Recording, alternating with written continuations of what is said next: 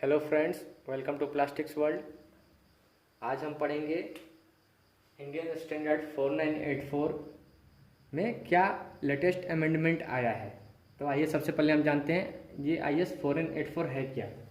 ये जो है IS 4984 ये है P pipe for water supply, मतलब polyethylene pipe for water supply.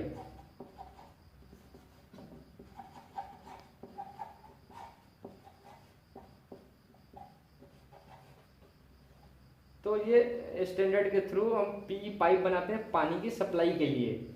अब इसमें अमेंडमेंट्स आते हैं, जैसे कि जब भी स्टैंडर्ड में कुछ चेंजेज होते हैं, मेजर या माइनर चेंजेज होते हैं, तो उसको हम अमेंडमेंट करके देते हैं, उसको संशोधन किया जाता है स्टैंडर्ड में।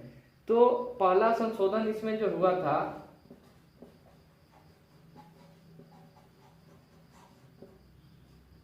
अमेंडमेंट 1 जो हुआ था वो हुआ था मई 2018 में, और अभी हाल फिलहाल में अमेंडमेंट 2 आया है।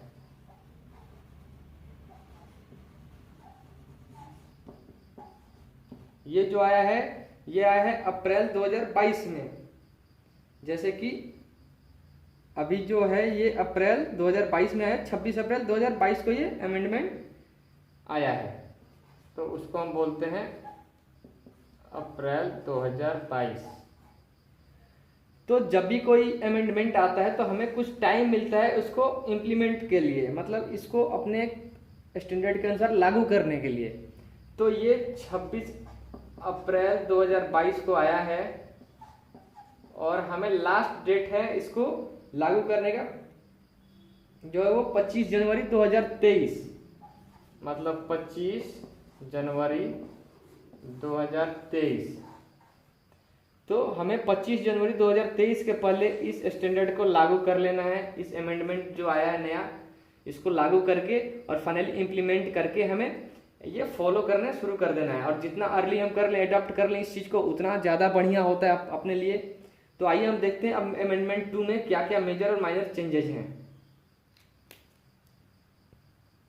तो फ्रेंड्स ये जो है अमेंडमेंट 2 जो कि अभी अभी लेटेस्ट आया है अप्रैल 2022 में, तो इसमें जो चेंजेज है, टोटल चेंजेज हैं इसमें टोटल 43 चेंजेज हैं। मतलब 43 जगह पे करेक्शन किया गया है, मतलब या फिर कुछ चेंज किया गया है या फिर कुछ ऐड किया गया है या कुछ रिप्लेस किया गया है या सब्स्टिट्यूट किया गया है। रिप्लेस या सब्स्टिट्यूट, ये टोटल 43 जगह पे किया गया है इस अमेंडमेंट में। तो इस 43 में कुछ चेंजेज होते हैं जो माइनर होते हैं, कुछ मेजर होते हैं। तो मेजर मतलब जो बड़े बड़े चेंजेज होते हैं, तो मेजर चेंजेज है 10 और माइनर चेंजेज हैं इसमें 33। तो टोटल 43 चेंजेस किए गए हैं। तो अभी हम देखेंगे कि क्या क्या मेजर चेंजेस किए गए हैं, बड़े बड़े जो चेंजेस है क्या क्या मेजर चेंजेस है, फिर उसके बाद हम देखेंगे माइनर चेंजेस क्या क्या है। तो फ्रेंड्स पहला मेजर चेंजेस है, फर्स्ट जो मेजर चेंजेस है वो है टर्मिनोलॉजी। जब आप देखेंगे टर्मिनोलॉजी में क्लॉज देखेंगे 3.2 ऐड किया हुआ है, ठीक है। तो 3 पहले इसके पहले जो क्लॉज था वो था 3.21, वो उसके बाद एक और क्लॉज ऐड किया हुआ है 3.22। इस अमेंडमेंट 2 जो अप्रैल 2022 में जो अभी हाल फिलहाल में रिलीज हुआ है, इसमें जो ऐड किया गया है वो 3.22 जो है क्लॉज, वो एक नया ऐड किया गया है, जिसके अंदर क्या है वो है रिवर्क मटेरियल। रिवर्क मटेरियल, तो ये पहले क्लॉज नहीं था, अभी ये नया क्लॉज ऐड किया हुआ है 3.21 के बाद 3.22, जिसमें कि क्या बता रहा है, क्या एक्सप्लेन किया गया है, क्या बताया गया है इस अमेंडमेंट में, जिसमें कि बताया गया हमें वही रिवर्क मटेरियल यूज करना है जो कि हमें जिसका टोटल फॉर्मुलेशन हमें पता हो।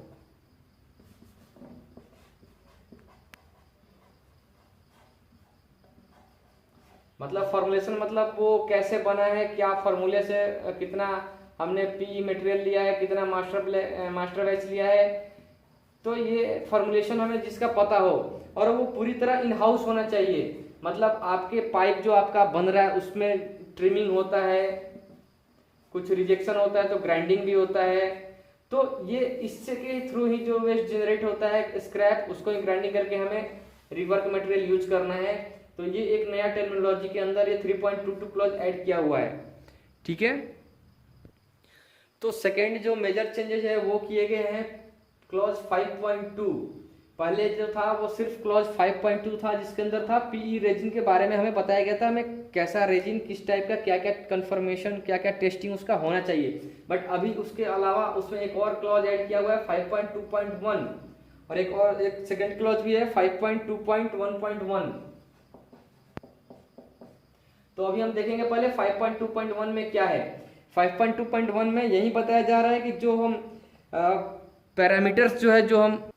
पैरामीटर्स जो टेबल 2 में दिए हुए हैं, इसके बाद आप देखेंगे तो टेबल 2 में कुछ पैरामीटर्स दिए हुए हैं। टेबल 2 में जैसे कि क्या है, MFR है, डेंसिटी है, वोलाटाइल कंटेंट है, मॉइस्चर कंटेंट है, थर्मल स्टेबिलिटी है। तो ये सब कुछ टेबल 2 में आपको दिया हुआ है। तो वो उस रिक्वायरमेंट को फुलफिल करना चाहिए जो पी रेजिन हम लेंगे पाइप मैन्युफैक्चरिंग के लिए। और साथ ही साथ कुछ रिक्वायरमेंट्स है जो कि IS 7328 और IS 10146, ये दो IS के भी कुछ अलग से रिक्वायरमेंट है, इनको भी फुलफिल करना चाहिए पी रेजिन।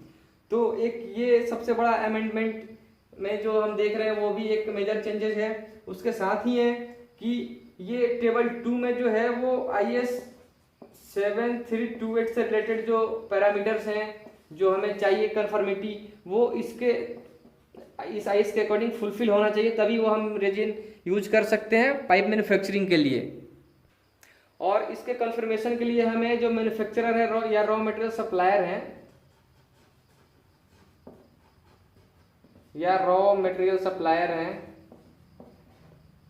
उनसे हम TC ले सकते हैं, टेस्ट सर्टिफिकेट, जिसमें कि ये टोटल हमारे रिक्वायरमेंट है वो मेंशन रहेगा, जैसे कि MFR क्या है, डेंसिटी क्या है, वोलेटाइल कंटेंट क्या है, और थर्मल स्टेबिलिटी कितनी है और मॉइस्चर कंटेंट कितना है। तो ये सब हमारे टेस्ट सर्टिफिकेट में मेंशन रहना चाहिए, तभी ये हम TC वो यूज कर सकते हैं एज पर स्टैंडर्ड, ठीक है। दूसरा जो मेजर चेंजेस है वो 5.2 क्लॉज में किया हुआ है, जो कि क्लॉज क्या रेफर करता है, PE रेजिन, पॉलीथिलीन रेजिन, क्या क्या रिक्वायरमेंट्स है एज पर स्टैंडर्ड। तो इसमें जो एक नया क्लॉज ऐड है वो 5.2.1 है और एक और दूसरा है 5.2.1.1, ये सब क्लॉज है 5.2 क्लॉज का। तो 5.2.1 में क्या ऐड किया हुआ है, ये जो क्लॉज है 5.2.1, ये टेबल 2 में कुछ रिक्वायरमेंट्स हैं, जैसे कि डेंसिटी हो गया, MFR हो गया, थर्मल स्टेबिलिटी हो गया, वोलाटाइल कंटेंट हो गया और मॉइस्चर कंटेंट हो गया। ये सब फुलफिल होना चाहिए एज पर IS 10146, ठीक है। एक ये IS है और एक IS है IS 7328। तो इस स्टैंडर्ड के क्लॉज 5.5 के अकॉर्डिंग और ये दोनों स्टैंडर्ड के अकॉर्डिंग ये रिक्वायरमेंट टेबल 2 के वो फुलफिल होना चाहिए। और इसके रिगार्डिंग, इसके रेफरेंस में जो हमारे रॉ मटेरियल मैन्युफैक्चरर हैं या सप्लायर हैं, वो हमें TC देंगे, टेस्ट सर्टिफिकेट देंगे कि हाँ हमारा जो मटेरियल सप्लाई मैंने कर रहा है, आपको किया है, वो ये एज पर स्टैंडर्ड, ये दोनों स्टैंडर्ड के थ्रू हमारा जो भी कंफर्मेशन है ये कंफर्म करते हैं कि हमारा मटेरियल जो है एज पर स्टैंडर्ड है, एज पर रिक्वायरमेंट है। तो बिना TC का हमें कोई भी मटेरियल लेना नहीं है और ना ही हमें ये पाइप में एज पर IS 4984 के पाइप में हमें यूज करना है। तो ध्यान रखना है कि जब भी हमारे मटेरियल रॉ मटेरियल सप्लायर है या मैन्युफैक्चरर हैं, जब हम उनसे रॉ मटेरियल ले रहे हैं तो हमें ये टोटल चेक कर लेना है कि इस स्टैंडर्ड के थ्रू ये सारे हमारे पैरामीटर्स फुलफिल हो रहे हैं कि नहीं हो रहे हैं, ठीक है। अब देखते हैं 5.2.1.1 में क्या चेंजेज है, इसमें क्या दिया हुआ है। तो इसमें दिया हुआ है कि in case of pre compound material, कभी कभी क्या होता है हम प्री कंपाउंड मटेरियल भी यूज करते हैं, ठीक है।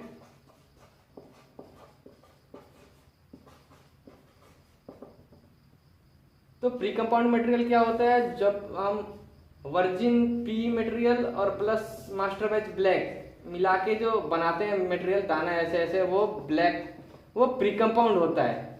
तो उस केस में क्या है, हमारा जो रिक्वायरमेंट है वो एज पर IS 16738, ये भी एक नया स्टैंडर्ड है जो कि ऐड हुआ है इस IS 4984 में। तो हमको वो जो मटेरियल मेरा रहेगा प्री कंपाउंड मटेरियल, वो इस स्टैंडर्ड को फुलफिल करना चाहिए। मतलब उसके थ्रू हमें कोई भी अनप्लीजेंट स्मेल नहीं आना चाहिए, कोई टेस्ट ऑर्डर या टेस्ट खराब नहीं होना चाहिए पानी जो, क्योंकि हम ड्रिंकिंग वाटर उसके थ्रू फ्लो कराएंगे तो हमें कुछ ऑर्डर या टेस्ट चेंज नहीं होना चाहिए। उसके साथ जो अनवांटेड मटेरियल्स होते हैं जैसे माइग्रेशन टेस्ट उसके लिए हम करते हैं ना, तो वो नहीं होना चाहिए। वो फार्मास्यूटिकल फूड स्टफ मटेरियल के कॉन्टेक्ट के लिए होना चाहिए। तो उसके सपोर्टिंग में हमें रॉ मटेरियल सप्लायर जो है वो TC देंगे कि हाँ मेरा जो मटेरियल है वो एज पर स्टैंडर्ड है, किसी भी तरह का हार्मफुल नहीं, ये हार्म नहीं करेगा मेरा जो मटेरियल है। और प्लस जो है इसमें कोई माइक्रोबियल ग्रोथ नहीं होना चाहिए, ये टॉक्सिक या हजार्डस नहीं होना चाहिए। तो ये सारे हमें ध्यान में रखने हैं कि जब हम प्री कंपाउंड मटेरियल यूज करेंगे तो। प्लस कुछ और रिक्वायरमेंट है प्री कंपाउंड के, जैसे कि CVC होता है, CVD होता है, MFR होता है, डेंसिटी होता है। तो ये सारे हमारे जो जितने भी टेस्ट हैं ये भी फुलफिल साथ ही साथ होना चाहिए। तो किसी भी केस में या हम प्री कंपाउंड मटेरियल लें या वर्जिन PE रेजिन लें, तो उस केस में हमें मैन्युफैक्चरर या सप्लायर से TC की डिमांड करनी है कि हमें TC दो, और एज पर IS ये होना चाहिए, रिक्वायरमेंट जो भी है मेरा फुलफिल होना चाहिए। तो तीसरा जो मेजर चेंजेज है वो डेंसिटी के रिगार्डिंग किया गया है। पहले मेरा डेंसिटी क्या था, एज पर IS 4984 930 से 960 kg पर मीटर क्यूब, ये यूनिट है। तो ये डेंसिटी था, बट अभी जो चेंजेस किया गया है वो है 940 से 960 इसकी डेंसिटी होनी चाहिए as per IS 484 amendment number 2, जो कि अभी अभी चेंजेस जो हुआ है। तो हमें ये अब ध्यान में रख के काम करना है कि जो भी हमें रॉ मटेरियल का TC मिले या हम जो भी टेस्ट कर रहे हैं उसकी डेंसिटी हमें इस रेंज में आनी चाहिए, या फिर हमें सप्लायर से इसी डेंसिटी के रेंज की मटेरियल का डिमांड करना है। ठीक है। चौथा जो चेंजेस है वो है MFR के लिए। तो पहले जो क्या था, MFR जो था वो 0.2 से 1.1 था ग्राम पर 10 मिनट, बट अभी जो है वो ये MFR चेंज होके 0.15 से 1.1 हो गया है। ये दो बड़े बड़े और चेंजेस हुए हैं। ये तीसरा चेंजेस, पहले तो मैंने बता दिया, तीसरा ये डेंसिटी और चौथा MFR है। तो हमें अब ये ध्यान में रखना है आगे से जब भी हम ये स्टैंडर्ड के टेस्ट करेंगे या इस स्टैंडर्ड के कोई भी प्रोडक्ट हम मैन्युफैक्चर करेंगे, तो हमें ये ध्यान में रखना है कि हमारा डेंसिटी जो है वो फुलफिल होना चाहिए और MFR मेरा जो है वो फुलफिल होना चाहिए। पांचवा जो चेंजेस है वो चेंजेस है रिवर्क मटेरियल को लेके।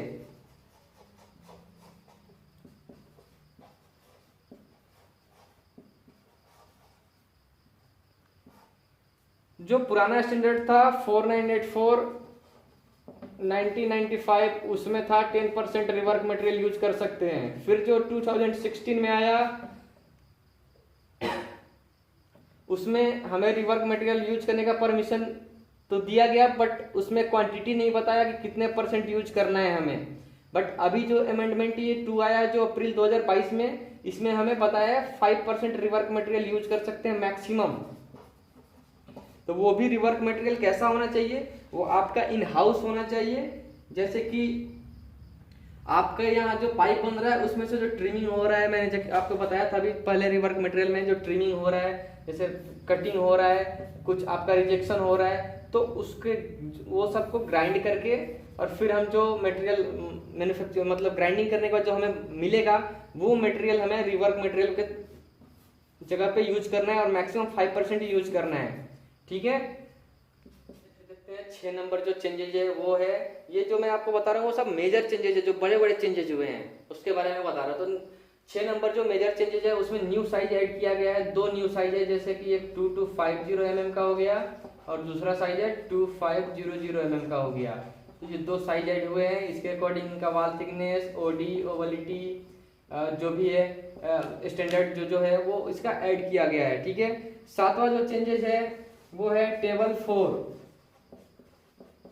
4 जो कि आपने देखा हुआ, जिसमें STR और प्रेशर रेटिंग के रिगार्डिंग जो वाल थिकनेस था, इस टेबल को चेंज करके 2 पेज में किया गया है। पहले जो था वो 1 पेज में था और उसमें कुछ चेंजेस थे, जैसे PN6 110 का आप देखेंगे तो उसके वाल थिकनेस कुछ उस टेबल में आपको जो था वो पुराना वाल थिकनेस था, फिर आपको अमेंडमेंट 1 में देखना पड़ता था, तो अभी वो नहीं देखना पड़ेगा, अभी फ्रेश टेबल वो अपडेट किया हुआ है, तो वो भी एक मेजर चेंजेज है।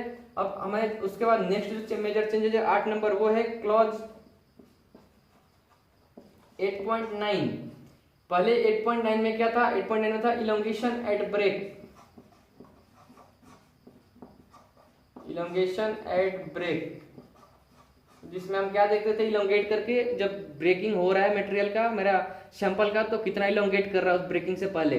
बट अभी जो है वो क्या क्या इसका क्या नाम दिया गया है, 8.9 इलोंगेशन एट ब्रेक को हटा के इसका नाम दिया गया है टेंसाइल प्रॉपर्टीज। ये क्लॉज का ये हेडिंग हटा के टेंसाइल प्रॉपर्टीज नाम दिया गया है, ठीक है।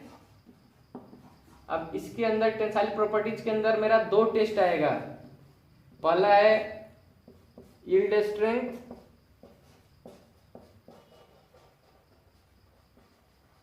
और दूसरा है इलोंगेशन एट ब्रेक। ये 2 टेस्ट टेंसाइल प्रॉपर्टीज के अंदर आएंगे, ठीक है। तो अभी मैं बाद में अगले वीडियो में इसके बारे में एक्सप्लेन करूंगा ये यील्ड स्ट्रेंथ क्या होता है और कैसे इसको टेस्ट करेंगे। 9 नंबर जो 9th में जो सबसे बड़ा मेजर चेंजेज है वो क्या है, क्लॉज 9.1.5 में है, जो कि टाइप टेस्ट वैलिडिटी पीरियड के रिगार्डिंग है। इसके रिगार्डिंग जो अमेंडमेंट 1 में भी अपना कुछ अमेंडमेंट आया हुआ था, फिर अभी अमेंडमेंट 2 में जो अमेंडमेंट लेटेस्ट आया है वो आया है internal pressure creep temperature test, जो कि 27 डिग्री सेल्सियस पे 100 आवर्स के लिए करते हैं, और IPCR फॉर ज्वाइंट्स जो 80 डिग्री सेल्सियस पे 48 आवर्स के लिए करते हैं, उसके लिए वैलिडिटी पीरियड जो है वो है 1 ईयर का वैलिडिटी पीरियड है, 1 साल का वैलिडिटी पीरियड है इस टेस्ट के लिए। और जो लॉन्ग टर्म टेस्ट है, इसमें एक और जो टेस्ट होता है जो 80 डिग्री सेल्सियस पे करते हैं 1000 घंटे के लिए, उसके लिए 5 ईयर्स की वैलिडिटी दी गई है।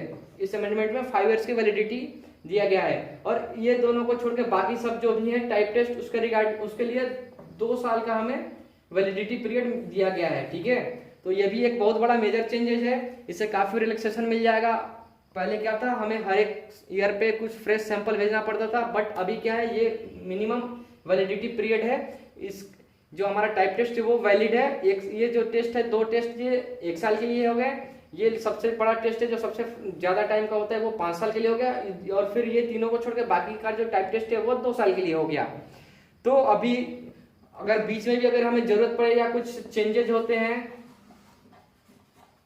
कंपोजिशन में, तो हम फ्रेश सैंपल भेज के टाइप टेस्ट करा सकते हैं, बट मिनिमम ये वैलिडिटी पीरियड हमें मेंटेन करके अब चलना है। तो हमें अब काफी रिलैक्स मिल रहा है इस अमेंडमेंट के आने से। और उसके बाद देखते हैं 10 नंबर जो अमेंडमेंट है, 10 नंबर जो मेजर चेंजेज है वो है बैच नंबर के रिगार्डिंग। ये बैच नंबर के रिगार्डिंग हमें जो फर्स्ट अमेंडमेंट था, अमेंडमेंट 1, जो कि हमें मई 2018 में हुआ था, उसमें क्या हमें इंस्ट्रक्शन मिला था बैच नंबर कैसे मेंटेन करना है। ईयर जिसमें 4 डिजिट रहता है, ठीक है। मंथ जिसमें 2 डिजिट लेंगे, डे में 2 डिजिट लेंगे, मशीन नंबर में 3 डिजिट लेना था, और शिफ्ट में भी हमें 3 डिजिट लेना था। मतलब ये टोटल हो गए 3 3 6 4 10 4 14, टोटल हमें 14 डिजिट लेके बैच नंबर बनाने थे। बट अभी जो अमेंडमेंट 2 जो आया है अप्रैल 2022 में, इसमें काफी चेंजेस किया गया है। इसमें जो है वो ईयर सेम है, मंथ सेम है, डे सेम है, मशीन नंबर सेम है, बट शिफ्ट में 1 डिजिट में लेना है। मतलब कि ये मेरा 2 डिजिट यहाँ से 2 डिजिट कम हो गया। तो अब ये कितने डिजिट का हो गया, ये हो गया है टोटल 12 डिजिट के।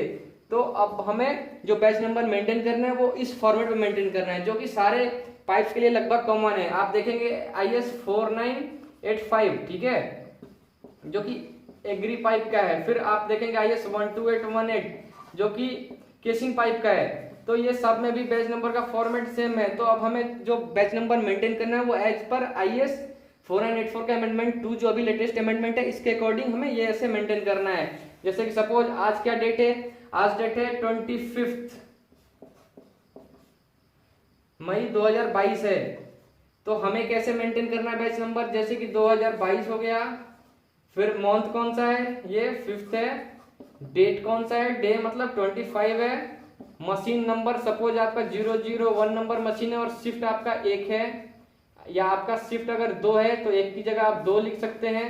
या फिर 3 शिफ्ट है तो 3 लिख सकते हैं, जो भी शिफ्ट है आपको ये शिफ्ट 1 यहाँ लिखना है। तो अभी आपने समझ गया होगा कि बैच नंबर कैसे मेंटेन करेंगे। तो फ्रेंड्स देखते रहिए प्लास्टिक स्पॉट, फिर मिलते हैं नेक्स्ट वीडियो में इसी अमेंडमेंट को कुछ ज्यादा एक्सप्लेन करके। जो पॉइंट्स है टोटल, जैसे कि मैंने बताया 43 चेंजेस किए गए हैं, जिसमें से 10 मेजर है, 33 माइनर है।